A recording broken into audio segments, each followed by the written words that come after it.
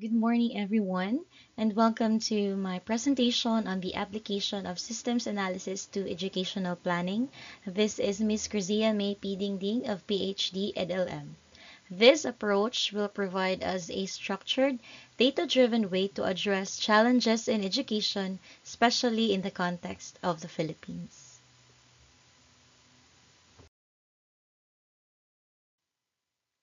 So for today, I will walk you through what system analysis is, its different steps, and applications in Philippine schools and its benefits.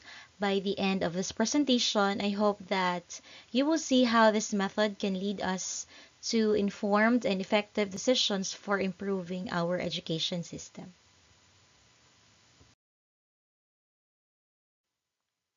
So what is systems analysis? Systems analysis is a method of studying how different parts of a system interact to achieve specific goals. So for education, this means that understanding the relationship between our stakeholders, our students, teachers, resources, policies, and outcomes.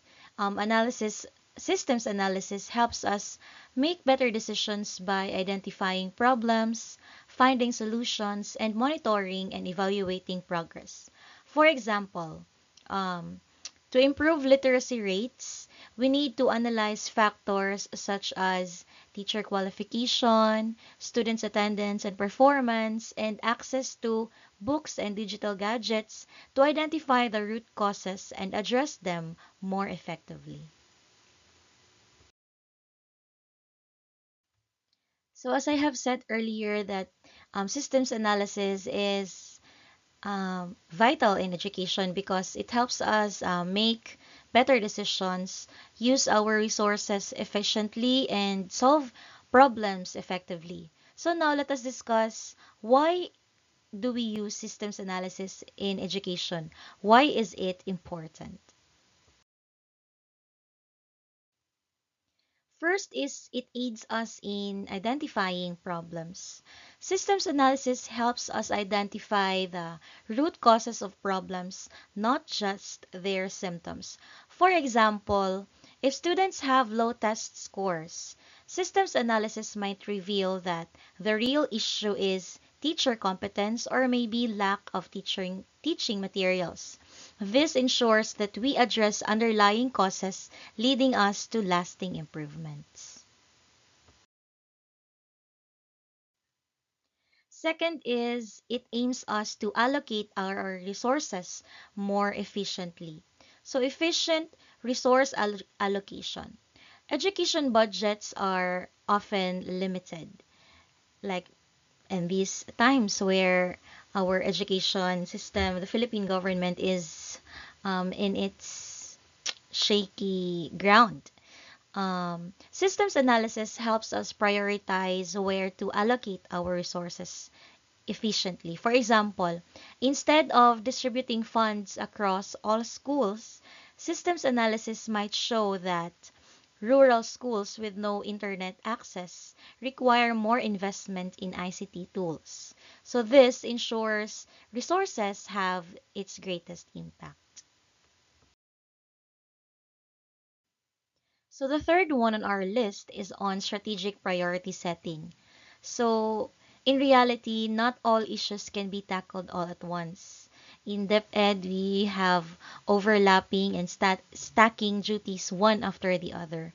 So systems analysis helps us set our priorities. For example, a division might prioritize teacher training over infrastructure repairs if the data shows that teacher competence has a more direct impact on students' performance. So through systems analysis, this ensures that the critical needs are or should be addressed first.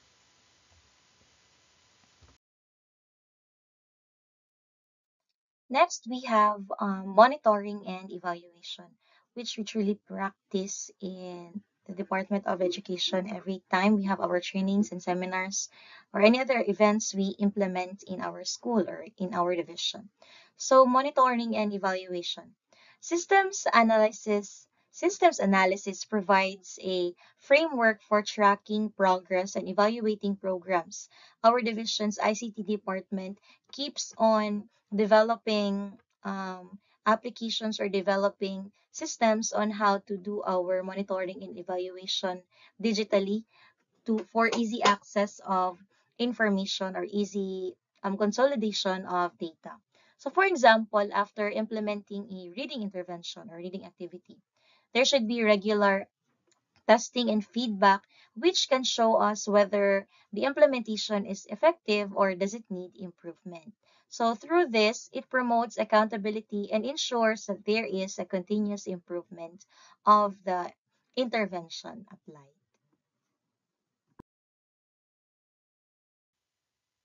Finally, systems thinking helps us in making comprehensive decisions. So, comprehensive decision making. In education systems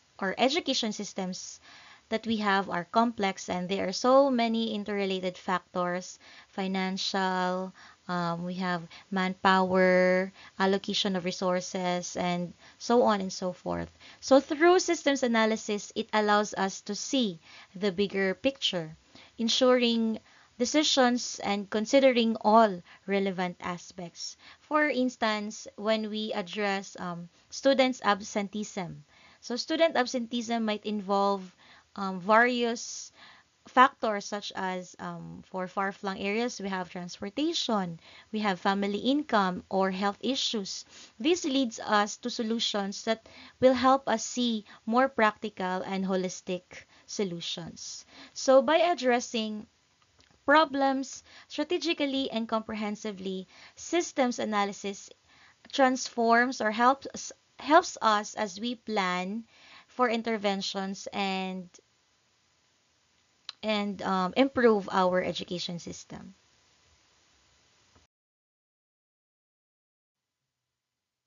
Next on our lesson topics will be on how to apply systems analysis. So let us delve into the steps of systems analysis and how they are applied in educational planning.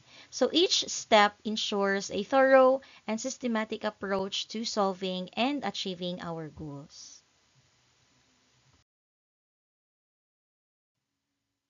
So the first step in systems analysis is to clearly define what you want to achieve. Just like in lesson planning, objectives must be SMART or specific, measurable, achievable, relevant, and of course, time-bounded. So for example, a school might aim to increase the National Achievement Test scores or PISA results in all subject areas, or let's say for example in English, by 15% within one academic year or one quarter.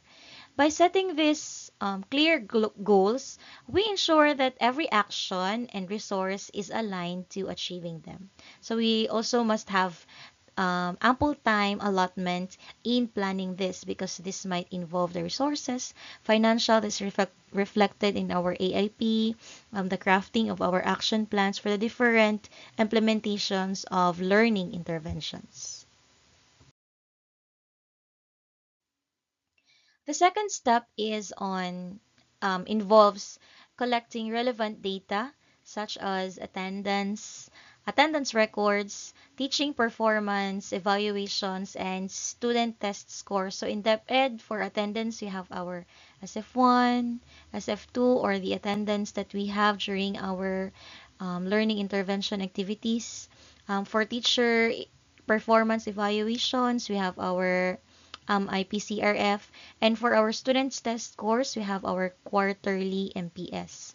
So these data helps us understand the current situation or where are we at or where is our school at. For instance, if our students based on MPS have poor performance in math. So in systems analysis, this might show that this is due to lack of instructional materials or maybe the 45 minutes, the cut of 15 minutes is it 15 minutes, or the 45-minute implementation of class, or maybe insufficient teacher training because those who are handling grade 7 haven't attended the Matatag seminar during the summer. Then, through the analysis phase, this will help us interpret the data and identify key issues and construct potential solutions. And so now, once our data is analyzed, um, the next step is to examine the interrelationships or the relationships within the system.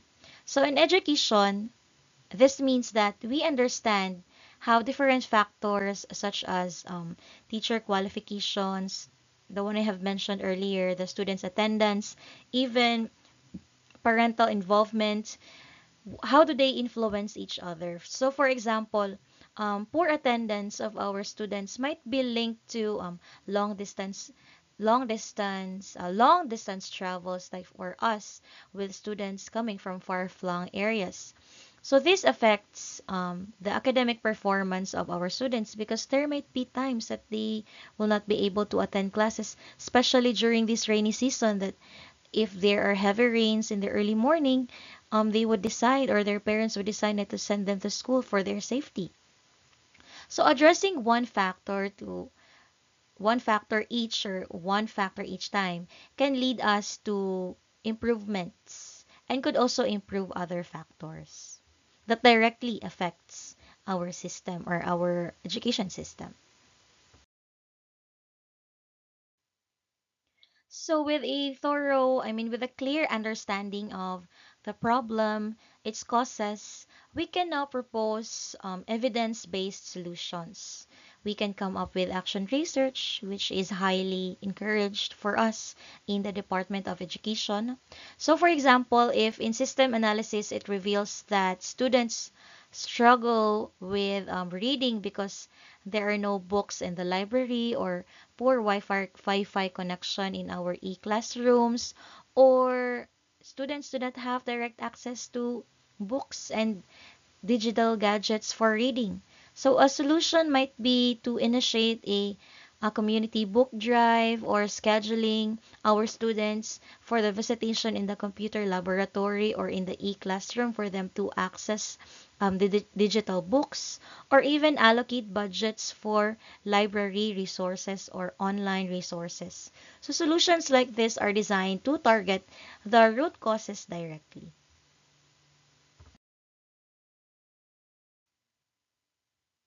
Finally, we monitor the implementation of our solutions, of course, and evaluate their effectiveness. So, what went wrong? What went right? Where can we improve our actions, or how do we improve our implementation? So, for example, let's go to if the school implements a feeding program to improve the attendance, or the regular monitoring of attendance rates and academic performance will indicate whether the feeding program is actually working. Did it actually improve the attendance? Did it actually improve their performance in school because their tummy is full? According to Maslow's hierarchy of needs, we must address first their physical needs, their hunger. So if progress is not as expected, or something went wrong, adjustments can be readily made to improve the impact of the intervention. Now let us try to see and explore how can systems analysis be applied in our real-life education scenarios, of course, in the Philippines or in the Department of Education, or to whatever education system you are in, whether you are in the private school, public school, or in a higher education implementing school. So, by systematically identifying challenges and implementing data-driven solutions, systems analysis enables us to address diverse issues effectively. So, let us have these examples or sample scenarios on how systems analysis can be applied in the different scenarios of Philippine education. So we have here our first scenario. Imagine a remote barangay school where enrollment rates are alarmingly low. So our target is to improve the access to education. So through systems analysis, first, just like in the steps, we examine the possible causes. So what could be the cause of the alarmingly low enrollment rates? So this could be lack of transportation, maybe parents' inability to afford school supplies, or even the parents are also illiterate or is not able to teach them at home, or the distance the students have to travel. So let's say, for example, if the transportation is identified as the root cause, a solution might involve maybe providing a school bus or providing transportation uh, providing them transportation support or even transportation allowance, or lobbying in our barangay offices to aid us financially to support the transportation fees of our students. So this ensures that education becomes accessible to every learner, or we can also have them schedule for modular learning, or maybe do home teaching or home visit, just to provide access to every learner, because sabi nga nila, education for all. O, hindi na talaga sabi nila, sabi natin. So now we have our second scenario on addressing dropout rates. So as you can see, the scenarios that I have chosen are those that are common in common to all of us. So we have here again addressing dropout rates. So in school where there is an increasing or the dropout rates are rising, systems analysis can explore all the different factors. So what could be?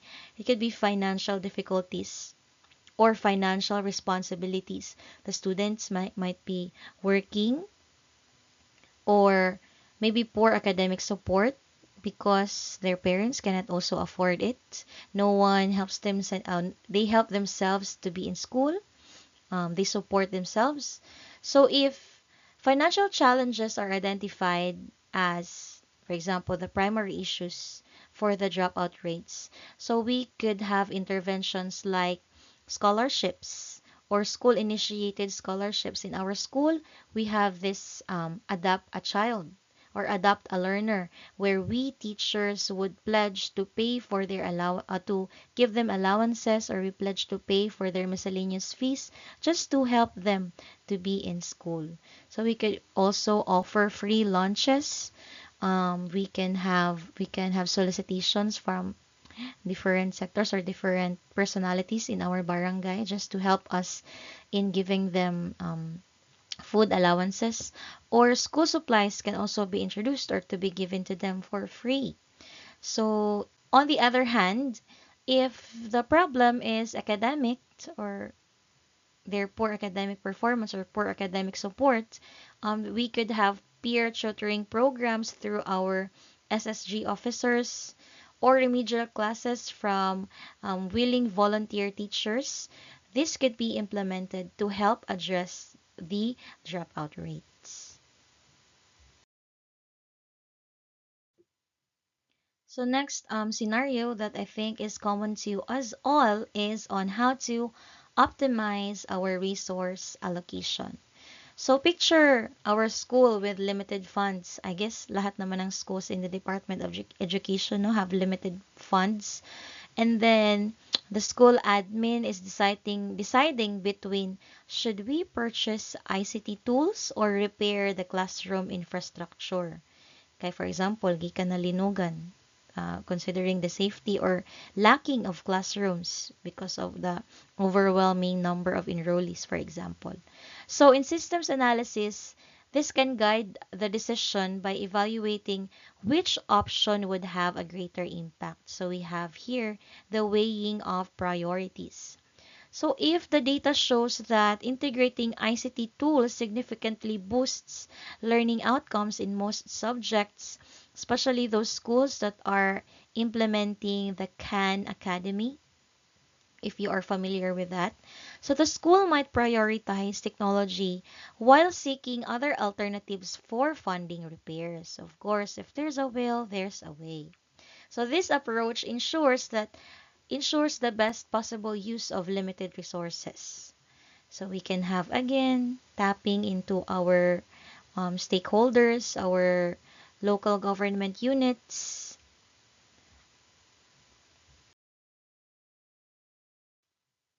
So now we move to why system analysis works. So why does it work?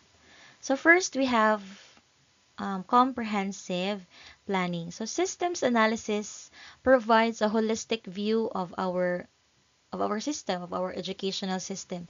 It allows us to identify all the factors that influence outcomes. So for example, again, if the students perform poorly, we will have to consider everything. Teacher quality, teacher factor na pod, then the changes in our curriculum, how does it affect our students, the students' well-being, or even the infrastructure and resources. So this ensures that no critical aspect is overlooked, leading to well-rounded solutions. Second is informed decision making. So decisions based on data are more reliable than those based on assumptions. So dili ta magtagna-tagna lang, no? For example, instead of assuming that low test scores are due to students' laziness, mingon baya dayon tang tapulan man ang mga students karon. So systems analysis might reveal that that might not be the only reason why they are having low test results. So this might reveal that we teachers have outdated teaching methods. That might be a problem, or the lacking of interesting activities that we provide to them. So this approach ensures that the interventions that we have are more targeted and can be implemented more effectively. Then we have efficiency, so resource efficiency. Educational resources are often limited. Often ba or always limited. So we need to use them wisely. Systems analysis ensures that resources are allocated where they are needed the most. For example, like my example earlier, is it ICT tools versus infrastructure? So with this decision making, this will maximize the impacts of every penny that we spent. Next is it improves accountability.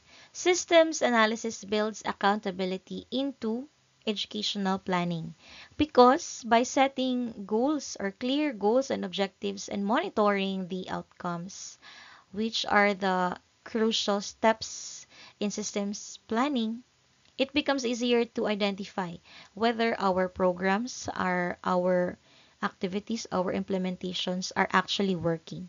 So for instance, if a literacy program is not improving reading levels as expected, and then you have already spent too much effort, um, you have already spent too much manpower, and still it's still not working. So systems analysis can highlight areas for improvements or adjustments because maybe you are looking at a different lens.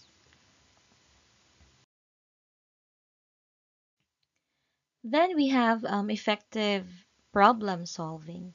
So systems planning helps identify the and address the root cause rather than surface level symptoms. For for example, instead of merely addressing the low attendance of our students, systems analysis might reveal that our students are staying home actually due to lack of transportation or even hunger. So solutions can target these underlying issues for lasting results. Next, it aids us to adapt to change.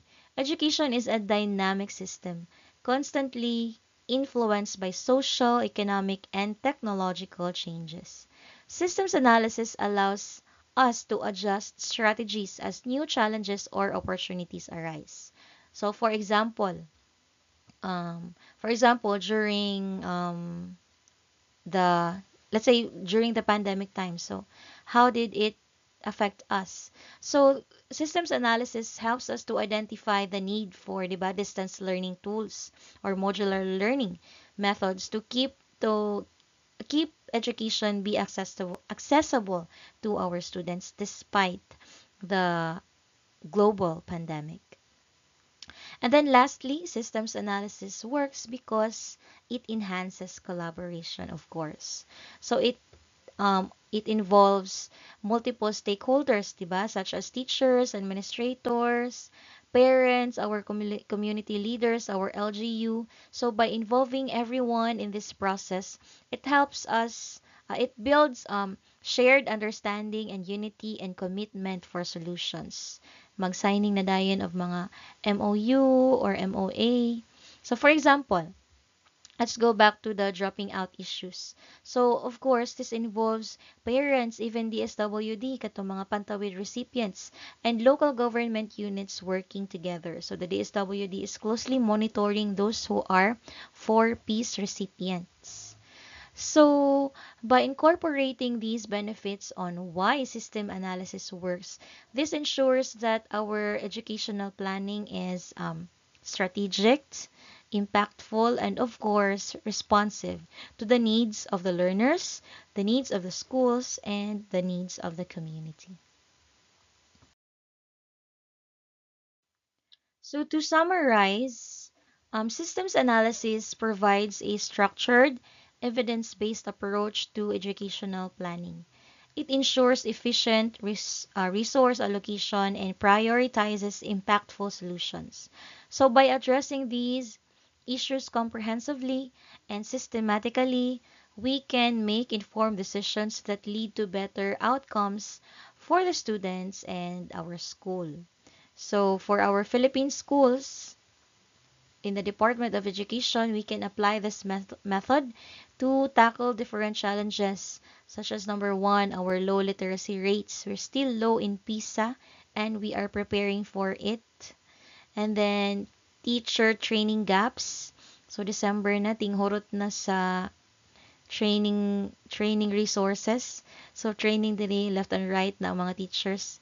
And of course, it helps us tackle the challenges of research allocation problems. So now let us try to reflect for a 1 minute activity. So the question is, how can systems analysis address persistent challenges in the Philippine education? So I will be giving you 1 minute to try to reflect on this question and type your answers in our Google Meet box. Your 1 minute starts now. So type in please your answer, then we will try to read them after this presentation. Again, the question is, how can systems analysis address persistent challenges in the Philippine education or in your schools? What are the persistent problems or challenges that you have in your schools? So please type in your answers. You have 27 seconds.